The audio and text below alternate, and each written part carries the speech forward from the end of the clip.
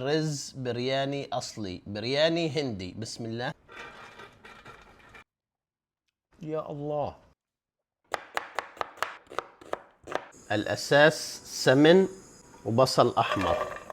10 دقايق عبال ما يذبلن معنا. بنزل في دجاجة منزوعة الجلد ومقطعة.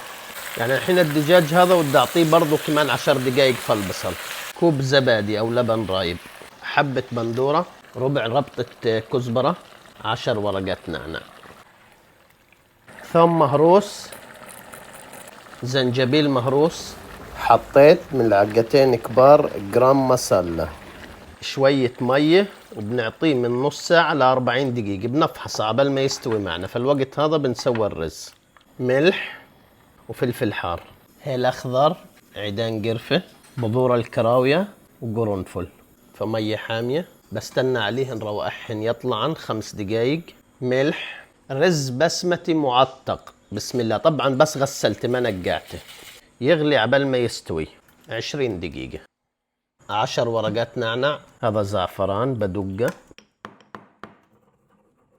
بحطه على شوية مية باردة، ما بحركه، بيتفاعل لحاله.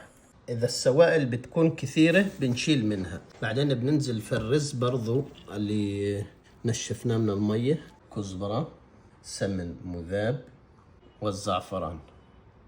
10 دقايق على نار واطية.